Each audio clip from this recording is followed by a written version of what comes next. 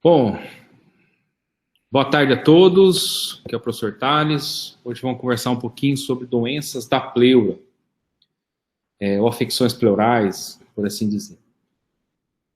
Essa aula, acho que ela vai se completar com um ciclo de aulas aí dessas últimas 3 semanas, que envolve tanto a aula de drenagem torácica, toracocentese e discussão de radiologia torácica. Então ela faz, a gente fecha aí o pacote de discussão com pleura. Vou voltar rapidamente à anatomia da pleura. Anatomia da pleura, nós temos pleura visceral, temos pleura parietal.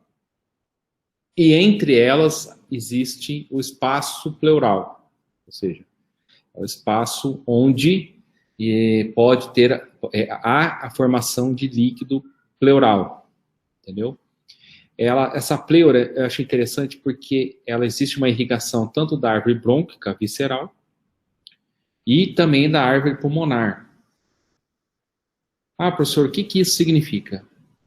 Quando você começa a ter doenças nessas regiões, você começa a ter uma comunicação, um shunt mesmo, da circulação sistêmica com a circulação pulmonar, porque você tem dupla irrigação na pleura visceral. Então isso é interessante, porque eu como cirurgião muitas vezes vou operar pacientes com bastante doença pleuropulmonar envolvida, e você tem uma distorção da anatomia, porque você tem hipertrofia, tem comunicações desses dois tipos de circulações que acontecem na pleura visceral.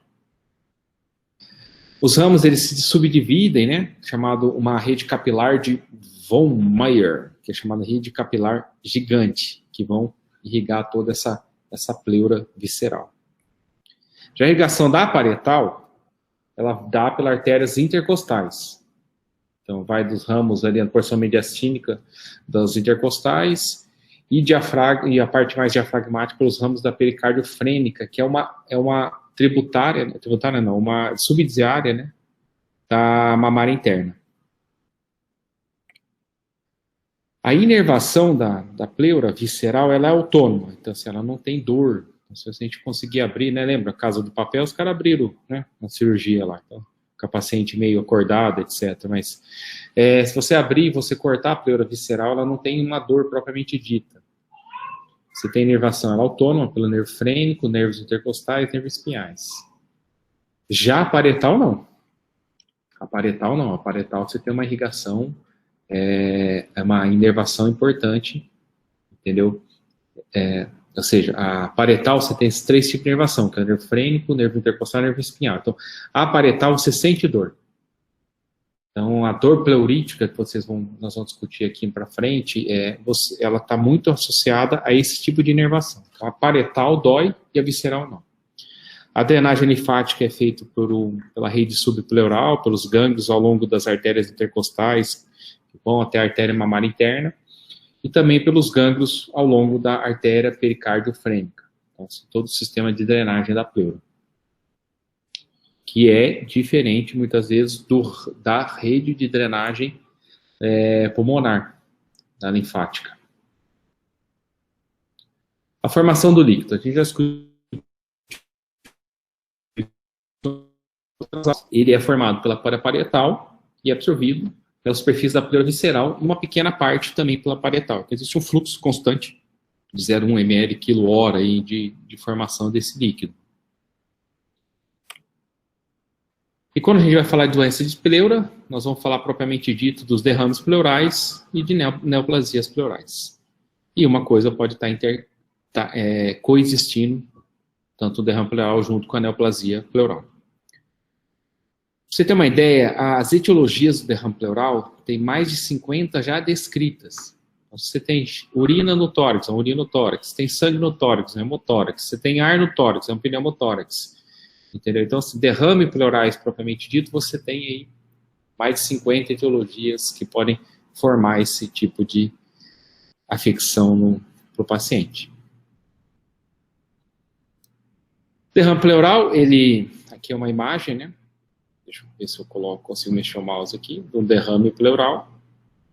Olha a diferença aí, uma lesão empurrando mesmo o mediastino contralateral, comparado ao lado esquerdo e ao lado direito.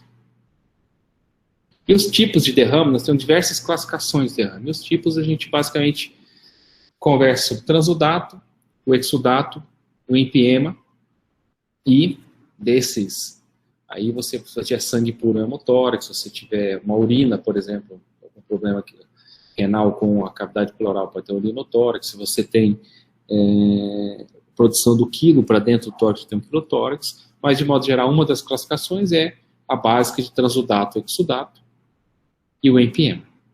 A classificação que a gente fala, vocês devem escutar isso entre o exudato não complicado e complicado, é uma classificação que envolve praticamente os derrames parapneumônicos, ou seja, quando você tem um derrame paralelo a uma pneumonia, você classifica ele entre não complicado e o complicado, que evolui para o empiema. Então, não tem lógica a gente discutir não complicado ou complicado, por exemplo, num derrame não parapneumônico. Isso aí tem muita confusão na parte clínica. Tá? Paciente com suspeita de tuberculose com derrame exudativo. É complicado ou não complicado? Não, é um exudato secundário à patologia, etc. Entendeu?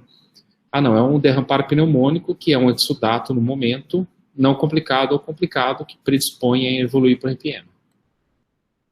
Tudo bem? Acho que isso é importante vocês entenderem. Essa lógica aí, que eu vejo bastante confusão no dia a dia com isso. Transudatos pleurais. Entre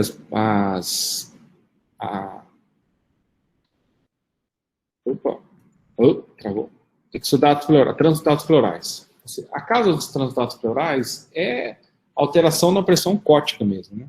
Se você tem um excesso de uma pressão oncótica entre os capilares que irrigam a pleura, e você passa plasma, né? Você passa conteúdo, entendeu, para dentro da cavidade torácica, e você não consegue reabsorver. Então, uma insuficiência cardíaca congestiva, você tem uma pressão ali na rede pleuropulmonar. Nossa, não para deixa eu só resolver isso aqui, peraí. Vou ficar pulando aqui. Bom. Você tem aí uma produção, entendeu, de líquido para dentro da cavidade, por causa da insuficiência cardíaca congestiva. Porque você tem uma hipertensão ali relacionada ao lado direito e que você faz acúmulo de líquido. Cirrose com ascite. Então você pode, aquela ascite produzida na barriga, ela pode necessariamente migrar para o tórax, através de microfuros pelo diafragma. Síndrome nefrótica, que você, do corpo inteiro teu tá edemaciado. Diáreos peritoneal, lembra? Tanto a cirrose quanto a diáreos, você tem o quê? Você pode ter a pressão negativa do tórax, puxa isso para dentro do tórax. Mixedema. Quando você faz uma atelectasia, para compensar a pressão intratorácica, muitas vezes você começa a ter você começa a colocar líquido dentro da cavidade torácica e fazer um equilíbrio dessas pressões intratorácicas. Pericardite constritiva, obstrução da veia cava superior, embolismo pulmonar, são causas de transudatos pleurares. Exudato pleural, nós temos aí um caminhão de possibilidades. Dentre eles, tuberculose, neoplasias, colagenose, septicemia, embolia pulmonar também pode dar exudato, infecção por vírus ou fungo, pancreatite, uremia, síndrome de Meigs, quilotórax. Professor, o que é síndrome de Meigs? Síndrome de Meigs não sabe muito bem o mecanismo, ao certo, mas algumas neoplasias de ovário causam derrame exudativos torácicos. E quando você resolve muitas vezes a neoplasia de ovário, o derrame resolve também. O derrame ele se forma livre, por exemplo, esse aqui é um derrame livre na tomografia. Ou ele pode estar septado. Esse aqui é um derrame septado. Ó. Repara que aqui, ó, nesse espaço livre, ele tem um derrame, está livrinho. Se você levantar o paciente, esse derrame vai para baixo. Se você deitar, ele vai para posterior. Se você virar o paciente de prona, o derrame vai para a parte anterior do tórax dele. O septado não. Ó. Tá vendo que tem mais acúmulo de líquido aqui e aqui não. Esse é um paciente, inclusive, que eu operei e ele já era um empiema fase 2 ali, ó. porque o derrame dele estava todo septado, com várias traves entre o pulmão e o tórax, e formando essa loculação de derrames. Ele pode estar abaixo do pulmão, simulando uma elevação diafragma, um derrame subpulmonar também. Não consegui uma imagem aqui para mostrar, mas existe. Pode ser classificado entre outra classificação, lembra? Sudato, exudato. A gente pode classificar ele como líquidos, gasosos ou mistos, sendo os líquidos, todos os exudatos, transudatos são nessa classificação. Gasoso, pneumotórax, e os mistos são os hidropneumotórax, que tem ar e algum componente líquido associado ao derrame. O diagnóstico clínico do derrame pleural, ele começa normalmente assim, muitos assintomáticos, mas com comorbidades prévias. Então, por exemplo, como que é o dia a dia nosso que a gente lida com derrame pleural? É um paciente com insuficiência cardíaca que interna por causa de uma descompensação da insuficiência cardíaca. Você radiografa, tem um derrame pleural. É um paciente que interna numa UTI por uma pneumonia, por exemplo, ou, como a professora Isabel falou, uma criança que interna com uma pneumonia e depois você começa a ver a evolução pior, tem um derrame pleural parapneumônico. Mas existe também aquele paciente que abre o quadro com tosse, falta de ar e chamado dor pleurítica. Essa dor pleurítica é muito bem caracterizada como a dor pleural. Lembra? Pleura parietal tem inervação de dor, pleura visceral não. Você tem líquido, tem irritação na pleura parietal, você tem dor.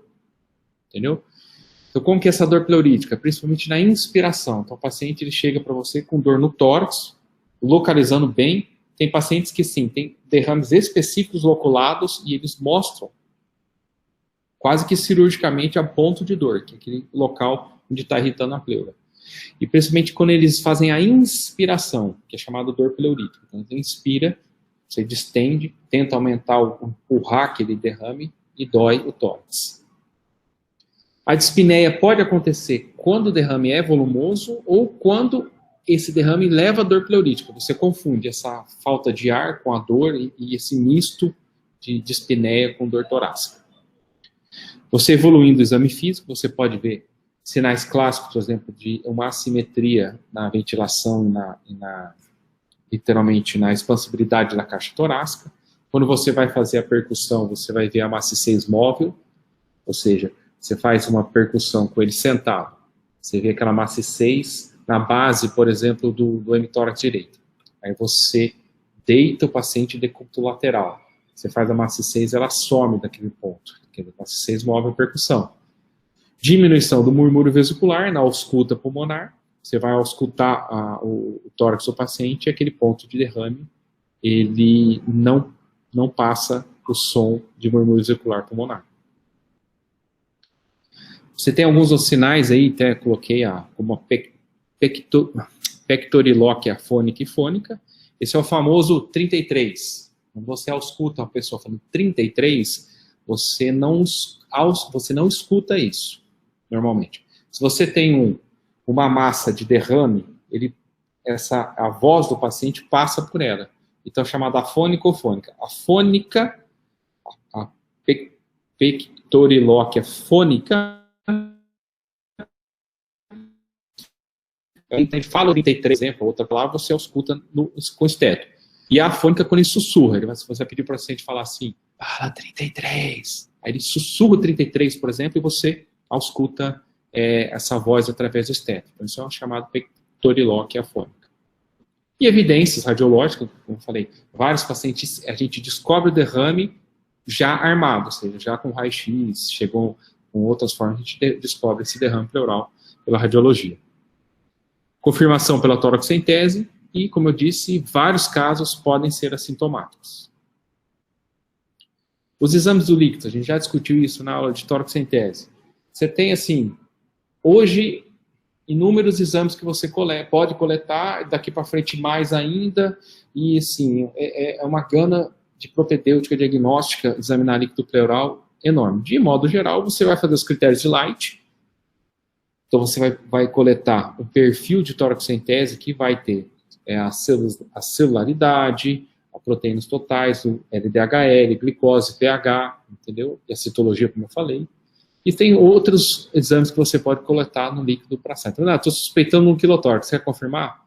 Politriglicerídeos do líquido. Ah, o paciente está com suspeita de pancreatite com derrame racional pancreatite, coleamilase. Tivemos um caso recente, o paciente pós-operatório de uma esofagectomia. A gente coletou, como que a gente fez? A gente fez o paciente tomar azul de metileno, coletou um derrame pleural com azul, ou seja, a gente coletou e viu claramente que tinha uma fístula da anastomose, da reconstituição da reconstituição da anastomose aí da esofagectomia do paciente. Um exame importante, por exemplo, é a adenosina deaminase, que ela é um exame bem específico, ela está associada à reação de alguns tipos de células de defesa do corpo, e ela é um marcador importante, principalmente para pesquisar a tuberculose. Ela tem uma sensibilidade quase 100% para a tuberculose. Então, eu estou suspeitando um derrame no paciente por tuberculose. Se o ADA for baixo, praticamente exclui tuberculose. O ADA alto não necessariamente confirma, mas continua aquela hipótese com você. Você pode fazer teste rápido molecular também para tuberculose. Você pode pegar o líquido pleural, além da citologia oncológica, você pode pegar um volume maior, centrifugar esse líquido, depois fazer parafina. Isso aí o Burns aí pode explicar melhor. Faz uma parafina, fatia aquele concentrado do líquido pleural e pode até muitas vezes ver, propriamente dito, a histologia de uma neoplasia que está localizada na pleura. Inclusive fazer imunohistoquímica desse preparo aí, do exame do líquido. Então, o líquido pleural, assim, critérios de Light básicos, culturas, entendeu? Para tentar identificar bactérias, e o rol de possibilidades que você pode ter coletando vai especificamente de um caso ou outro caso. O transudato, como a gente falou, ele tem pouca proteína, tem pouco LDH, e a contagem de glóbulos brancos é baixa. Tem um pH que é o pH sanguíneo, que é um pH normal, neutro, níveis de glicose semelhantes ao do sangue, e uma reação de Rivalta negativa. O que é uma reação de Rivalta? É um tipo de reação que detecta a proteína. Aí. Deixa eu fechar aqui. Pronto. Reação de Rivalta negativa no transudato, ou seja, essa reação é um exame antigo, que eu coloquei aqui até por curiosidade para vocês. Você pinga o líquido pleural numa solução e quando ela condensa porque tem proteína. Quando não tem proteína, o transudato ela não faz essa aglomeração. O exudato eles apresentam, então, como dos critérios de Lights, né, uma relação da proteína do líquido pleural com a proteína plasmática maior que meio. Ou seja, você tem reação na pleura agora. Então, é diferente do transudato que o líquido está simplesmente indo para o tórax, a gente não dá como reabsorver de volta. O exudato não, você tem uma reação pleural de alguma forma, neoplasia,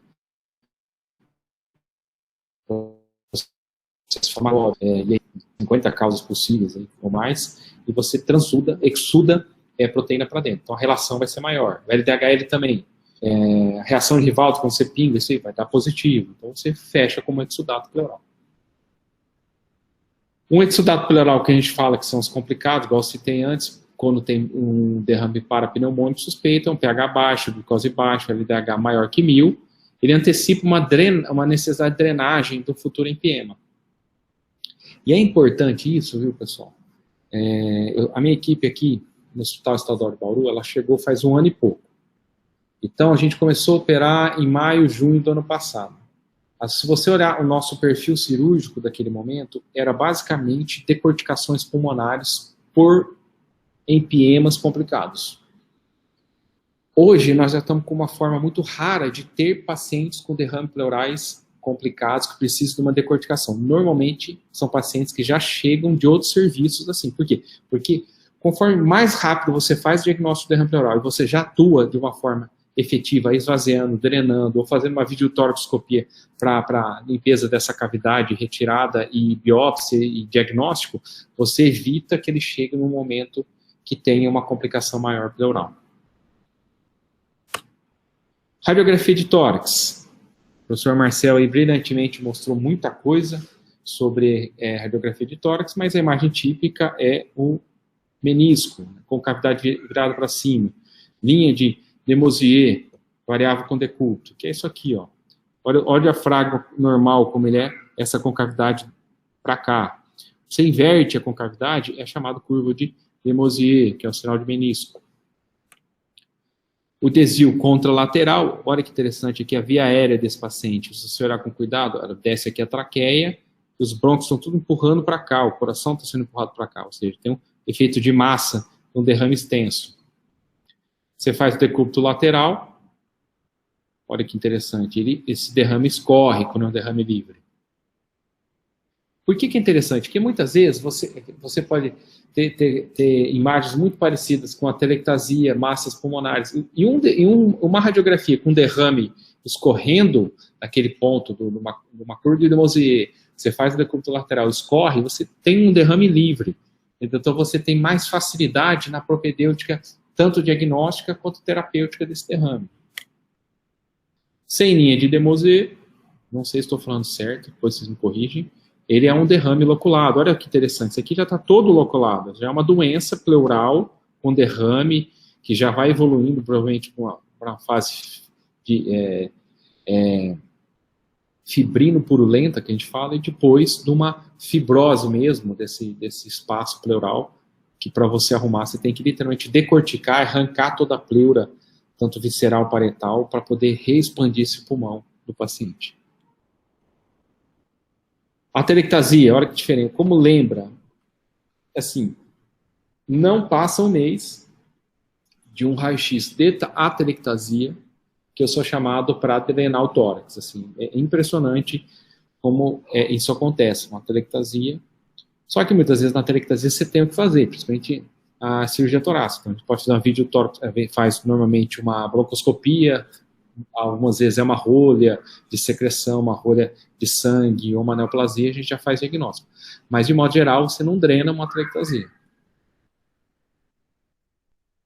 Hemopneumotórax. Você vê um nível hidroaéreo, entendeu? Principalmente num trauma torácico que entrou ar, formou líquido junto com o ar que escapou aqui dentro. Então, hemopneumotórax. Leonardo está perguntando, professor, por que fica branco na telectasia? É por causa do exudato? Não. Vamos lá. Legal essa pergunta aí, que vocês vão ficar fera nisso. Vamos lá. O que é um raio-x? Raio-x é uma radiação que vai passar o seu corpo e vai marcar um filme traseiro. Raio-x clássica, agora como é que fala? As digitalizadas também têm o mesmo princípio. O raio, ele vai passar mais fácil aonde? Leonardo responde. No ar, no osso ou no líquido? No ar. Se ele passa mais, o que ele faz com o filme? Ele queima o filme. Então ele fica mais... Que cor que fica? Voltou? Voltou? Beleza. Então vai lá. O ar, passou um raio pelo corpo do paciente e marcou no lado. Que cor que vai ficar? Preto isso. Ficou preto. Preto. O osso é mais o quê? É mais matéria, entendeu? Mais massa. Então ele fica branco, porque passa menos raio. O derrame pleural é a mesma coisa. Passa menos raio do que o ar, vai ficar branco. Por isso que é isso que vocês olham no derrame pleural. O que acontece com a telectasia, Leonardo? O que falta no pulmão, numa telectasia? Exatamente, falta ar, o pulmão colaba, por isso fica branco.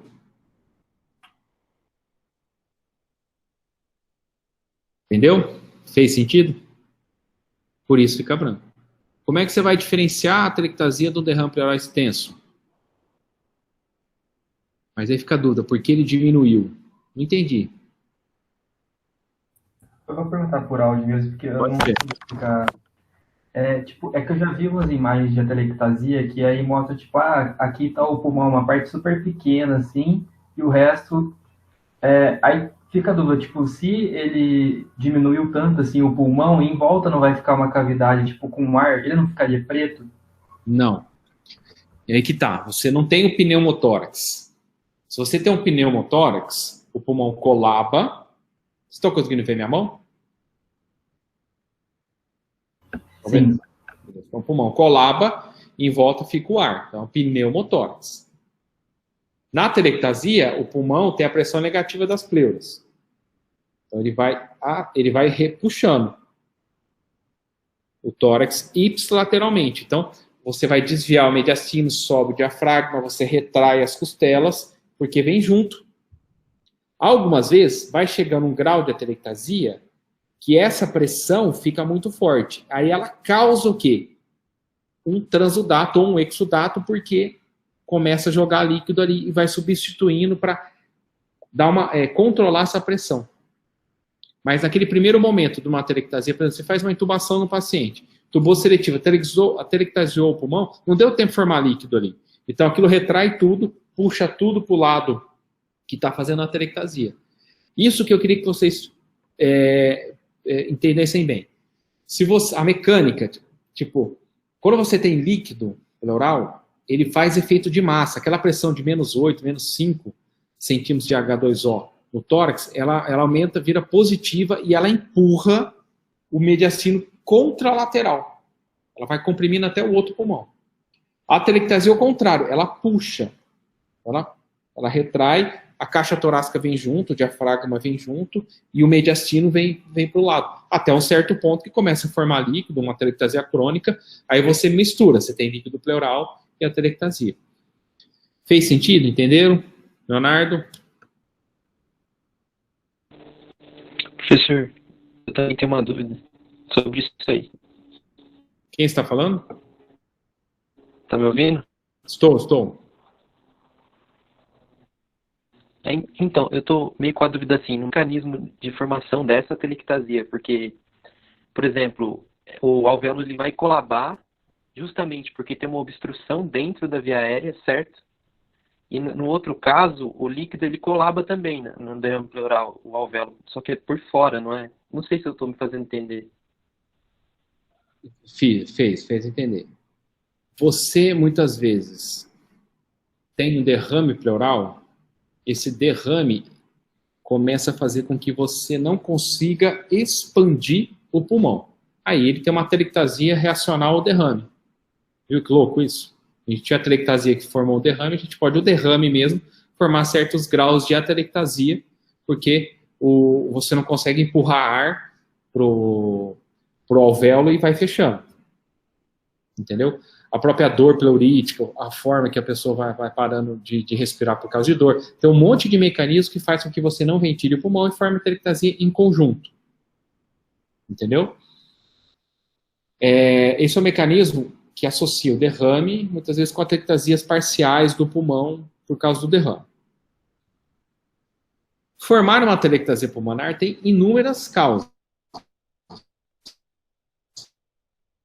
Uma numa UTI, isso é numa UTI, e que começa a formar rolhas de secreção em subsegmentos pulmonares. Entope, não entra ar, fecha o pulmão, de dentro para fora. Entendeu? Da parte interna, não de fora, igual o derrame. Aí você vai formando essa atelectasia e o pulmão vai dizendo. Quando você, por exemplo, tem uma rolha grande que envolve um lobo inteiro, a atelectasia é gigante. Se você faz uma intubação que o tubo desce direto para o lado direito do paciente e não ventila nada para a esquerda, você praticamente não põe ar nenhum no lado esquerdo. Então você forma a atelectasia do pulmão inteiro. Então, aí são esses raios-x que vocês veem, muitas vezes, totalmente branco. Qual outra causa? Você começa a crescer um tumor endobronquico do lobo inferior, lobo superior, por exemplo. Esse tumor começa a ter uma dificuldade de ventilar o pulmão até fechar, e o lobo fecha e colaba. No que colaba, faz todo esse mecanismo de atelectasia, de puxar para um lado, etc. É isso a dúvida? Quem perguntou por último? Sim, é o mecanismo mesmo que eu estava na dúvida, porque Então, são sempre vários, que tiver, né? Pode falar. E, tipo assim, a indicação seria ver justamente o mediastino, né? Se houver um desvio ipsilateral, já não vou drenar, mas, por exemplo, se, tipo, nesse desvio ipsilateral, o indicado seria ver o que está obstruindo, né? O raciocínio é esse. Você pode fazer uma broncoscopia, você pode fazer uma tomografia de tórax, você vai enxergar melhor essa dificuldade entre atelectasia, derrame, lesões endobroncas, etc. Você vai pesquisar mais esse paciente, entendeu? Fez sentido, pessoal? Entendeu, Leonardo? Tá bom. Beleza, Cauê. Então vamos em frente aí. O importante, assim, é não ir colocando agulha numa atelectasia. Porque aí você, muitas vezes, forma um pneumotórax lá na frente. Né? Você começa a ter as complicações de fazer um diagnóstico errado e uma conduta errada de procedimento. Bom, hemotórax com hidroaéreo. Essa é uma raio-x que vocês vão ver o quê? Literalmente uma mistura entre ar e líquido. São nível hidroaéreo também. Os derrames eles podem ser infecciosos, entendeu? Também. A gente viu várias classificações deles, né? Transudato, exudato, empiema, líquido, gasoso líquido, entendeu? E pode falar que é um derrame infeccioso, um derrame neoplásico, um derrame reacional, um derrame por doenças autoimunes, um derrame por insuficiência cardíaca. Então você consegue ter vários tipos de classificações e lógicas para apresentar o que é o derrame. Então, uma delas é infeccioso. O que é interessante, assim, que é encontrar pneumonias com supurações broncopulmonares, tuberculose pulmonar, abscessos subfrênicos, carcinoma broncogênico, hemotórax espontâneo, infectado, micose. Então, tem um monte de ações dentro do derrame que pode ter crescimento de bactéria. Ou bactéria, ou outras patógenos, né? Com a antibiótico terapia, a incidência de derrame pleural diminuiu, porém são comuns ainda em estafilococcías da infância, por formarem bolhas que se insuflam, abscedam e rompem para a pleura, formando IPMs. Cerca de 60% dos casos de IPM de infecção pleural se originou na infecção pulmonar pré-existente. E 20% de todos os casos de IPM pleural estão diretamente relacionados à abertura cirúrgica da luz do órgão. Professor, Oi. abscendar é formar abscesso? Isso. Tá escrito abscendar antes? Ah, tá bom. Isso. No dia a dia, a gente vê muito o quê? Muitas vezes o pulmão forma uma pneumonia, que forma um abscesso pulmonar, que esse abscesso pulmonar rompe para a pleura e forma um empiema também. Então, em alguns casos, esses microabscessos pequenos, eles fazem essa translocação bacteriana para a pleura e fazem uma contaminação e transformam em empiema. Bactéria dentro do tórax é igual drenagem ou cirurgia. Você não trata a bactéria dentro do tórax, porque o antibiótico não chega lá. Isso é importantíssimo, entendeu? Então, todas essas propedêuticas de tórax sintético, o paciente com insuficiência cardíaca, você muitas vezes vai dar diurético, a insuficiência cardíaca dele, e vai diminuir o derrame. Você muitas vezes não vai precisar fazer nenhuma punção, etc. Outros pacientes que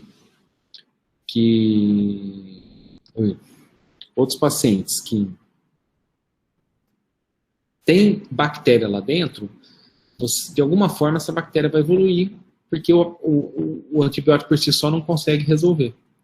Ou ele vai ficar num processo crônico de sepse, né?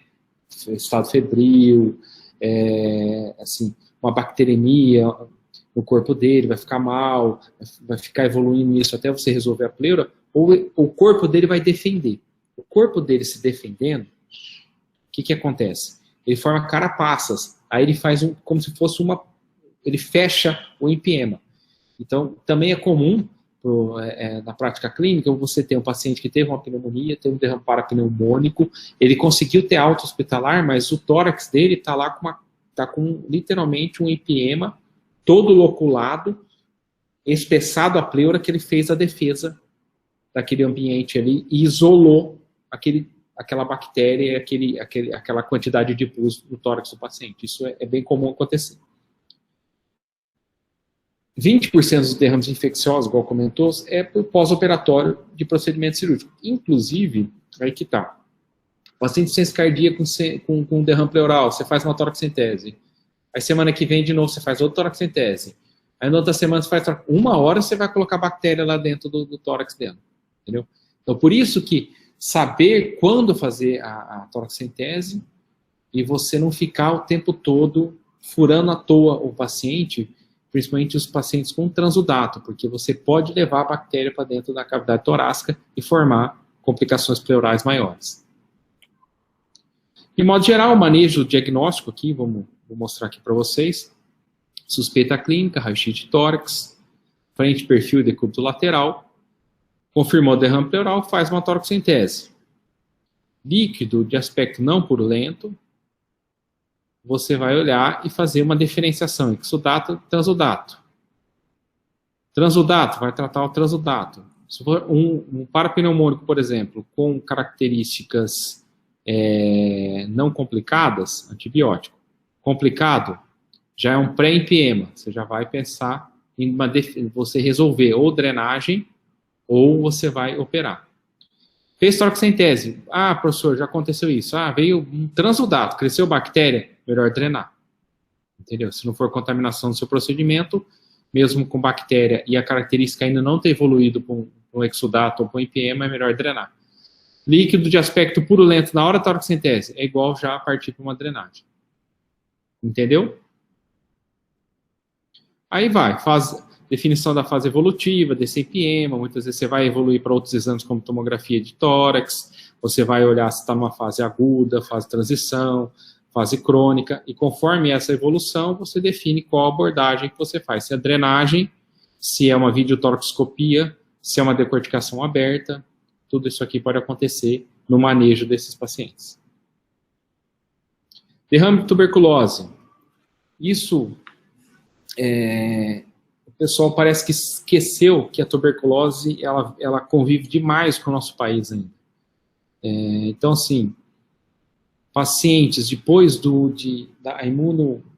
pacientes não imunocompetentes, né, imunofragilizados, pacientes com tratamento oncológico, com quimioterápicos, HIV positivos, esses pacientes realmente são um pool de pacientes que tem uma facilidade para desenvolver tuberculose.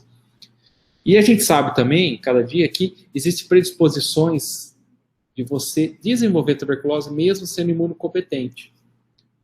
E isso tem acontecido. Então, por exemplo, o dia a dia nosso hoje com derrame pleural tuberculoso, como que é? É aquele paciente jovem, começou com uma dor pleurítica, da dor pleurítica veio um derrame pleural, muitas vezes assintomático, oligosintomático, não complicado, e que quando você vai lá faz uma biópsia, vem o granuloma, e você fecha com tuberculose e trata. A tuberculose pleural, muitas vezes, ela não é bacilífera, ou seja, ela tem uma relação diferente entre você ser bacilífero, está transmitindo bacilo ou não, e a tuberculose pleural, normalmente você não é bacilífero. Então você faz os carros, você está negativo, mas você tem tuberculose na pleura. E você, complicando, ele pode formar um encarceramento chamado fibrotórax, que a cirurgia depois é complicada, e algumas vezes, dependendo do paciente, ele não tem condição clínica para submeter uma cirurgia a grande porte desse, e você tem que fazer manejos que eu vou mostrar para vocês um pouco mais primitivos, como toracostomias abertas, deixar literalmente o tórax dele aberto para o ambiente, para não ficar acumulando bactéria ali. Derrames neoplásico, ele pode estar num tumor de pulmão, pode ser metástase à distância, principalmente mama, próstata, Em tumores abdominais, o derrame pode ser bilateral de pequeno volume. E no derrame por neoplasia por câncer de pulmão, normalmente é homolateral e pode estar associado a infecções secundárias. Derrames por infarto pulmonar podem acontecer, que eu falei, são mais de 50 possibilidades aí conhecidas de derrames pleurais. Doenças do colágeno, como lúpus eritematoso sistêmico, febre reumática, podem acontecer esses derrames exudativos. Insuficiência cardíaca, você normalmente tem derrames transudativos, bilaterais ou à direita. Dificilmente você tem um derrame à esquerda, não se sabe direito por que isso, à esquerda é exclusivo de uma insuficiência cardíaca. A causa mais comum do derrame pleural na ICC, o professor Pedro deve falar com vocês no módulo ainda, é o aumento da pressão hidrostática na circulação venosa pulmonar ou sistêmica ou em ambos. Então, uma hipertensão pulmonar pode levar à formação de derrames. Tratamento do transudato, tratar a causa, entendeu? Você tem que tratar a causa e evitar fazer procedimentos para que não vire um empiema. Derrames por doenças extratorácicas. Então, por exemplo, pancreatite aguda, que eu já comentei, pode acontecer. Síndrome de Meigs, comentei, tumores de ovários. Hidrotórax, ascite, entendeu? E muitas vezes, que é associada a síndrome de Meigs, quando você tira o tumor, você resolve o derrame exudativo dela. Hemotórax, ele pode ocorrer espontaneamente em câncer, pancreatite, tuberculose, e principalmente após traumas penetrantes ou fechados, ou após cirurgia torácica. A causa mais comum do hemotórax ainda é o câncer. Esse aqui é um caso de um hemotórax. E o tratamento do hemotórax, ele pode ser observação se for muito pequeno, quase nunca, uma tórax-centese de alívio, drenagem, lísico-fibrinolítico, isso é uma abordagem antiga. Remoção por videotoracoscopia hoje é o padrão ouro. E toracotomia imediata se o sangramento é profuso, maior que 1 litro, vocês vão ver muito isso em trauma, né? Um choque hipovolêmico, porque muitas vezes você precisa abordar a caixa torácica e resolver o foco de sangramento. Hemotórax que você drenou e resolveu, normalmente algum vaso intercostal, algum vaso menor que sangrou para o tórax, ou mesmo uma fratura óssea que sangrou, que já se resolveu. Sangramentos, professor, o paciente levou uma facada no coração e no pulmão. Esse normalmente é o paciente que dificilmente chega no hospital, né, porque o sangramento é tão volumoso que ele morre na golden hour, né, na hora de ouro do trauma. Derrame por quilotórax, esse aqui é uma imagem de um derrame quiloso, que tem um alto teor lipídico, né, e acontece pela obstrução ou ruptura do canal do ducto torácico. O ducto torácico, anatomicamente, é formado na cisterna do quilo, que fica bem ali embaixo do diafragma, ali, na cisterna, ali, um pouquinho para trás do fígado. Ele entra pela direita, normalmente ele passa para a esquerda, no mediastino posterior, sobe o restante do tórax superior e desemboca na veia subclave esquerda. Então você pode ter quilotórax operando o lado direito, tendo traumas do lado direito ou do lado esquerdo também. Uma das punções que a gente fala que a subclave esquerda é uma das que podem mais, que é a punção venosa esquerda, que pode causar um quilotórax. É um manejo difícil, muitas vezes você expolia muito o paciente até conseguir resolver. Tratar uma lógica e uma função de você deixar em jejum, depois você entrar com alguns tipos de alimentação por veia mesmo, chamadas parenterais, por um tempo, para ver se para de formar e fecha a fístula, e quando não consegue, você tem que operar mesmo para resolver. É um derrame, pessoalmente, muito, muito difícil de manejo, assim, ele dá muito trabalho. Tratamento de derrames pleurais, isso é interessante, que é um processo que você usa para paliação do derrame pleural. Então, o paciente com derrame pleural por neoplasia, o dia a dia nosso é comum a gente fazer o diagnóstico e utilizar técnicas de pleurodese, que é o quê? Fazer alguma forma de abrasão química, normalmente, entre as duas pleuras, para que elas grudem, formem um processo inflamatório e pare de ter espaço no tórax para ficar repetindo o derrame. Os parapneumônicos, você tem as abordagens mais precoces. Quanto mais precoce, mais você vai resolver só com dreno mesmo, por exemplo. E você pode até evoluir conforme os parapneumônicos para um fibrotórax, precisar de uma cirurgia grande para resolver. Isso aqui é uma toracostomia aberta, crônica já, de um paciente com IPEMA. Esse aqui é o paciente com uma traqueostomia e ventilação mecânica, que é uma toracostomia feita bem no anterior do tórax, porque foi o único jeito de sanear essa cavidade. Já tinha formado lembra, uma carapaça fibrótica aqui no paciente, dentro. Então você abriu e deixou drenando, lava mesmo, assim, isso aí é uma das cirurgias que mais funciona na cirurgia torácica e mais feias, assim, né? Aqui é uma cavidade aberta, o paciente vai para casa assim, ó. Pneumotórax espontâneo, outra patologia pleural em pacientes normalmente jovens, longilíneos, por bolhas, ou chamadas bubbles, né? Que são bolhas no ápice pulmonar que rompem e formam pneumotórax espontâneo. Esses pneumotórax espontâneos, eles acontecem muitas vezes, do jeito que rompe a bolha, vaza ar, já fecha, e o paciente tem muita dor pleurítica, algumas vezes tratamento é conservador, mas a partir do segundo episódio a gente praticamente indica a cirurgia para resolução. A cirurgia é tirar a pleura inteira do paciente e grampear, ou seja, você amarrar o ápice pulmonar dele para que tudo aquilo grude e evite de formar pneumotórax de novo. Tem alguém na turma que já teve pneumotórax espontâneo? Sempre tem algum longilíneo. Tem alguém, Cauê, Leonardo? Sabe? Já? O famoso CK, professor. CK teve? Tive 2 vezes, professor. Já operou? Já fiz de colocar grampa, etc. Eu perdi de operar, hein? Então. Nossa, mas tinha até umas dúvidas sobre, depois eu vou te incomodar sobre isso. A gente conversa. Vou mostrar uma cirurgia, você já viu? Não cheguei a ver, não. Tem uma aqui que eu vou mostrar, se vocês quiserem.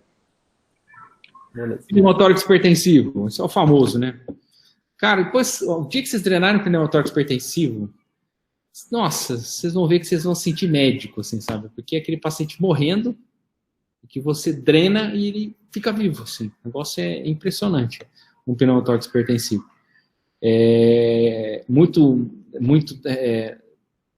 Tem muito filme, né, que coloca o pneumotórax. Tem um filme de guerra, que acho que é Três Reis, que o cara vem, já faz a punção ali, e já salva o cara sai com...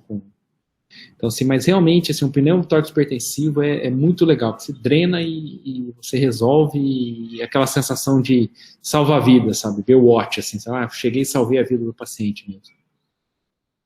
Bico de caneta, né? Pode ser. Melhor usar um gelco, né? Para fazer uma punção, né? Vocês já estão evoluídos, né?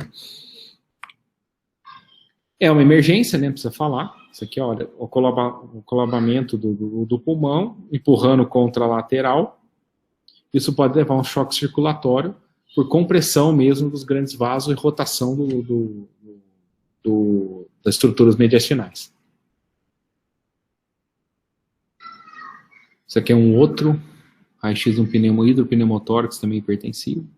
Um raio-x de pneumotórax hipertensivo é um raio-x errado, né? Você não precisava ter sido feito, né?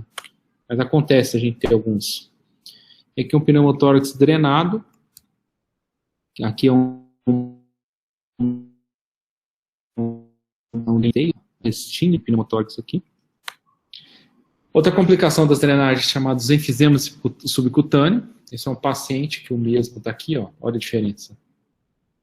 Por quê? Isso aqui muitas vezes dissecou para o subcutâneo uma fístula aérea e você literalmente o paciente vira um sapo mesmo. Assim, ele incha porque o ar corre todo o subcutâneo dele. Olha a diferença do paciente, ó. Pneumotórax espontâneo é um tratamento, não sei, acho que está até errado aqui a ordem dos slides, mas tudo bem. Você, quando é pequeno, viu, você é pequeno, você faz tratamento conservador. Se é hipertensivo, você já tem indicação de fazer a cirurgia no mesmo momento, né, que aconteceu, no mesmo internação. E os pneumotórax repetitivos, você vai considerar fazer uma pleurodese, uma pleurectomia e fazer a bulectomia associada. Pneumotórax aberto. Pneumotórax aberto, você tem uma outra mecânica dos choques circulatórios. Uma porque você tem a entrada de ar com o hemitórax aberto. Você lembra que a gente viu sobre ventilação mecânica? Se você não empurrar ar de uma forma positiva demais para dentro do pulmão, se a cavidade torácica está aberta, ela não consegue insuflar o pulmão, porque não existe pressão negativa ali. Você tem a pressão atmosférica, a pressão atmosférica é muito maior que a pressão intratorácica, e você não vai conseguir ter essa dinâmica. Então, você imagina o ponto assim, eu vou lá, cirurgicamente tiro uma costela, né? Tiro uma costela e deixo aberto, sem furar uma fístula no pulmão. A relação de ar com o meio ambiente nosso é muito diferente de pressão. Então, você não vai conseguir expandir esse pulmão. Então, vai ficar no pulmão sem conseguir expandir. Que é o que acontece aqui. Mesmo com ainda mais quando está associado a uma fístula aérea pulmonar. Outro problema. O paciente está lá com uma fratura de costela, num pronto-socorro, etc. Você já cobre ela. Aí você pode formar o quê? Uma pressão, fechar de vez o tórax do paciente e formar um pneumotórax hipertensivo, porque você fechou depois o pneumotórax aberto. Neoplasias de pleura. Vamos lá que a gente já já estamos acabando aí a matéria para discutir outros pontos aí. Para falar de neoplasia de pleura, nós temos as lesões benignas, que a gente tem, por exemplo, a gente fala tumor fibroso de pleura, que é um tumor benigno, que se origina na pleura visceral ou parietal. Ele tem um tamanho que pode ser pediculado ou não, só que ele não para de crescer. Então, mesmo benigno, é uma neoplasia cirúrgica, que tem um resultado bom quando se opera quando ele é pequeno, e tem um resultado ruim quando deixa crescer muito. Assim, eu já tirei tumores fibrosos de pleura de 5, 6 quilos de uma cavidade torácica de paciente, assim, enormes. E o mesotelioma, ou fibrosarcoma, né, difuso fibrosarcoma, que é uma doença maligna muito grave, uma mortalidade, morbidade muito grande, associado aí, tem uma associação grande com os trabalhadores de asbestos, né, que é a produção de asbesto, para a indústria de telha, principalmente. O asbesto é um minério, né, que tem inúmeras coisas, assim, e algumas coisas ele funcionava bem, principalmente hoje, se você compra um carro, a pastilha de freio do seu carro, antes tinha asbesto. Então, você muitas vezes rodava 50, 60 mil para trocar uma pastilha de freio. Hoje, com 20 mil quilômetros, você tem que trocar porque não tem mais o asbesto. Então, quem trabalhava nessa extração, nessa manipulação, tem um risco maior de desenvolver mesotelioma. Com as medidas de proteção trabalhista no Brasil e no mundo, tem se diminuído demais a incidência desse tipo de tumor. A sobrevida média, você tem uma ideia desse tumor, do início de sintoma, em torno de 8 a 14 meses. 75% morrem dentro de um ano. Então, assim, é realmente um tumor, quando faz diagnóstico, eu já tive pessoas próximas, assim, pai de aluno, etc., que teve isso, que realmente é catastrófico. A cirurgia, quando a gente tem possibilidade cirúrgica, a cirurgia é uma chamada pleuropneumonectomia, mais pericardectomia, mais você tira a pleura, você tira o pericárdio e você tira a parte do diafragma, o paciente e o pulmão. Depois você reconstrói o pericárdio com pericárdio bovino ou outra técnica, e assim, extremamente mórbida a cirurgia. Aqui, acho que eu não citei na aula de toracocentese, mas por muito tempo, e até hoje, se usa a chamada biópsia de agulha de Kolbe para diagnóstico de afecções pleurais associadas. Isso tem sido substituído muito pela videotoracoscopia, porque a videotoracoscopia você consegue olhar a cavidade, limpar a cavidade, drenar bem ela, e biopsiar um volume maior de pleura. Certo, pessoal? Tudo bem até agora? Eu quero mostrar para vocês uma biópsia de pleura agora. Estão vendo aí, pessoal? Tudo bem? Uma biópsia de pleura de uma pleura normal, tá bom?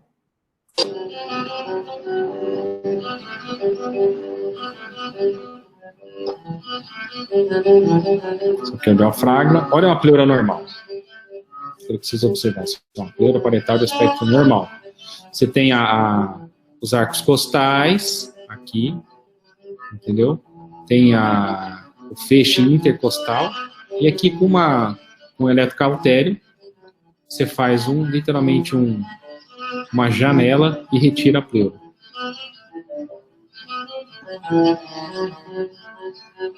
Aqui é o pulmão, né? Para vocês terem com dúvida nisso, aqui é um pulmão. Ele está colabado porque você lembra a relação da pressão de dentro para fora, mesmo ele ventilando, ele não consegue chegar na cavidade. Ó, isso aqui estamos retirando a pleura. Retirando um pedacinho para biópsia. Esse é o aspecto final. Após uma biópsia de pleura, de uma pleura de aspecto normal. Tudo bem? Tudo bem, Fernando? Tudo bem, Leonardo? Agora eu vou mostrar um NPM organizado. Você tem aderência pleuropulmonar, você tem, ou seja, aquele exudato, por exemplo, parapneumônico, que era complicado, desse complicado ele evoluiu para o empiema. Esse empiema a gente divide em 3 fases, que é a fase 1, fase 2, fase 3. Ele já está, assim, numa fase de um empiema organizado, já de fase 2 para fase 3. Dá uma olhada. Olha a diferença.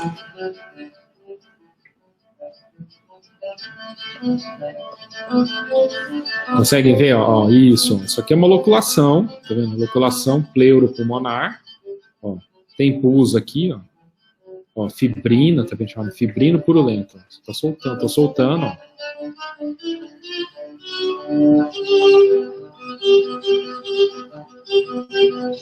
Ó, esse é o aspecto já de uma fase 2, evoluindo para a fase 3 do empiema.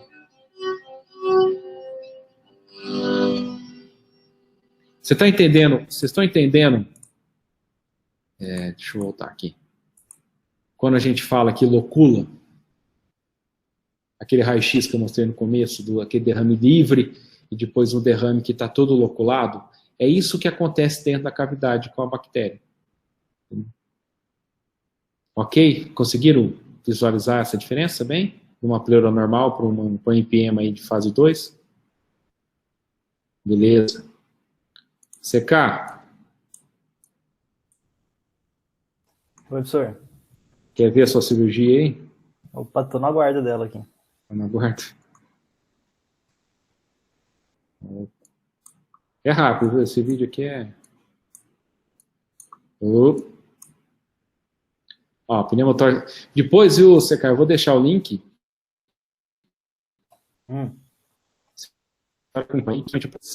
Feita uma videotoracoscopia, aderência pleuropulmonar cicatriciais, uma bulectomia, a gente tira mesmo as bolhas e o ápice pulmonar, e uma pleurectomia.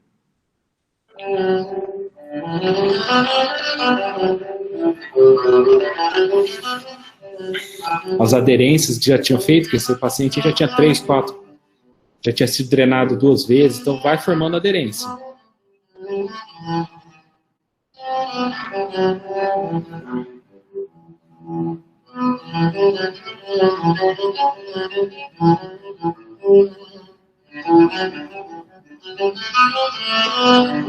Rebeca, top a música ou não?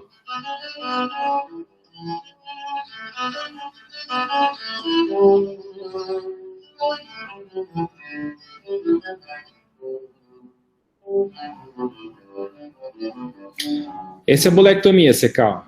Literalmente pegamos o ápice pulmonar.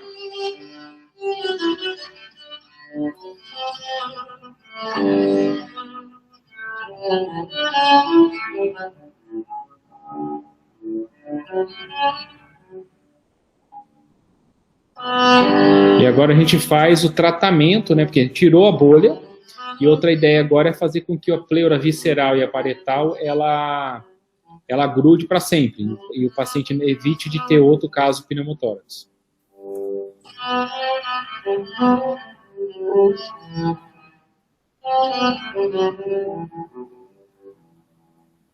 Olha o feixe intercostal, que bonitinho. Lembra que eu comentei que quanto mais perto da coluna o feixe é maior? É aquilo que vocês acabaram de ver. A pleura que a gente tira para esse tratamento é a parietal, viu, gente? Você vem, ó. Tira ela inteirinha.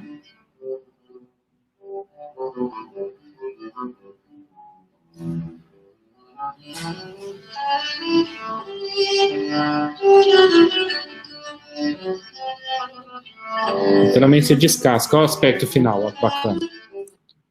Tá, o paciente está completamente sem pleuro, grampeado o ápice.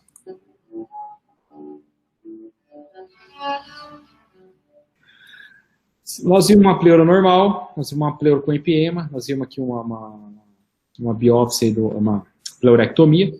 Agora, por último, eu vou mostrar o que é uma pleura infiltrada por neoplasia, fazendo a biópsia dessa pleura, e uma pleurodese com talco. Para vocês entenderem o que é a pleurodese química agora.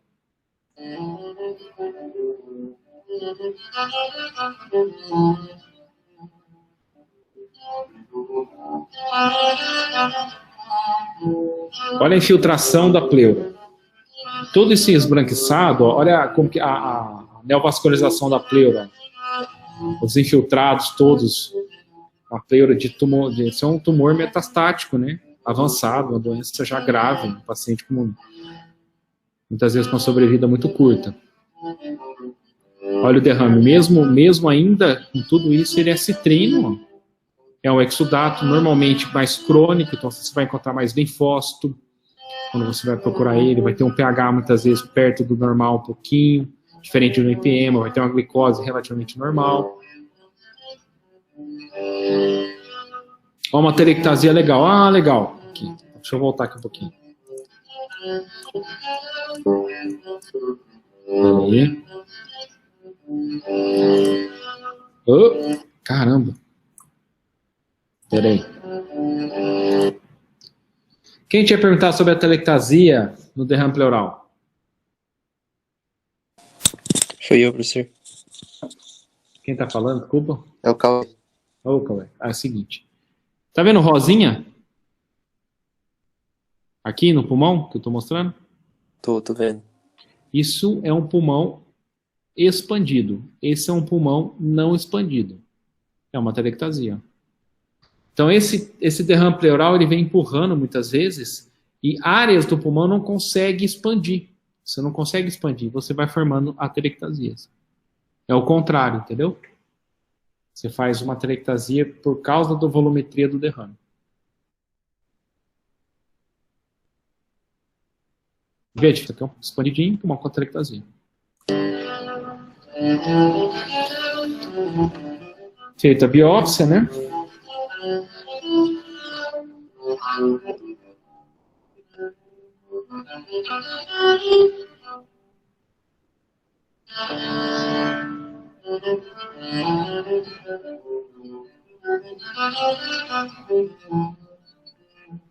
E agora a gente vai fazer a pleurodese. Ó.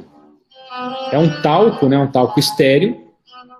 E a gente literalmente vai jogar esse talco na cavidade torácica inteira do paciente para fazer aderência química, ou seja, criar uma reação química que a pleura visceral parietal ela vai grudar.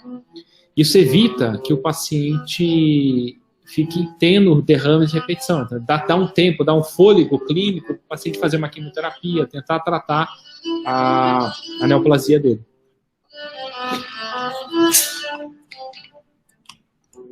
Isso é a pleurodese com talco.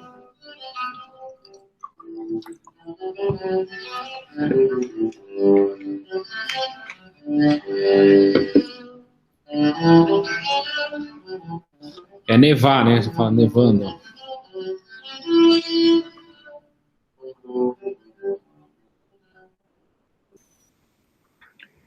Eu estou puxando aqui, porque eu não estou vendo as mensagens agora, que eu vou puxar uma imagem. Ah, da pleurectomia? Da pleurectomia, você tem uma adaptação Você vai ter que ter uma adaptação da caixa torácica. Muitas vezes você perde um pouco da mecânica, né? Mas com o trabalho de fisioterapia, trabalho de condicionamento físico, você consegue praticamente deixar os outros componentes do processo ventilatório, eles compensam aquela falta de pressão negativa entre as duas pleuras, entendeu? Não perde surfactante, não. Surfactante é lá no alvéolo. Ô, professor, tem alteração entre a pleurodese e a pleurectomia, tipo a evolução do paciente depois? Muda alguma coisa? A pleurectomia a gente vai usar em pacientes com doença benigna, que não tem como eu arrancar a pleura. Você viu aquela pleura com câncer? Se eu tentar arrancar, nunca sabe. Você não tem que fazer isso. E em lesões benignas. Por quê? A pleurodese química, principalmente com talco, a gente não sabe o que é a pessoa ter 40 anos de talco no tórax, por exemplo. Então, um moleque de 15, 16 anos com pneumotórax espontâneo. Se eu faço uma pleurodese química com talco, eu não sei quando ele vai, se isso a longo prazo, por exemplo, não vai gerar alguma complicação dele lá com 30, 40 anos depois. Então a gente faz a pleurectomia para a gente fazer uma aderência cicatricial, não reacional. Entendeu? Como o paciente que tem um derrame pleural neoplásico, a gente não tem como tirar a pleura, a gente usa artifícios químicos para promover um processo inflamatório e grudar. Esses pacientes têm uma sobrevida curta, ao ponto de vista assim, muitos deles não vão sobreviver 2, 3 anos, alguns meses. Então, é um sistema paliativo que a gente usa essas pleurodeses químicas. Entendeu? Quem tinha perguntado isso? Fui eu, professor, Você entendeu, então? Beleza. Então, tá bom. Mais alguma dúvida? Tirar o nome da pessoa. Isso que vocês estão vendo é a pleura. Lembra aquela pleura normal que a gente mostrou? Olha a grossura da pleura de um empiema, uma fase 3 organizado já do paciente. Tudo isso aqui, ó. Olha o que tinha dentro. Nessa seringa eu estou mostrando aí a característica purulenta do líquido pleural que tinha dentro. É isso aí. Então, você operar, mexer, trabalhar antes esses derrames pleural, você evite que chegue nisso, nessa situação aí. É isso. Tudo bem, pessoal? Podemos encerrar? Vocês querem perguntar mais alguma coisa? Beleza. Então, tá bom. Se não temos dúvidas, podemos encerrar aqui.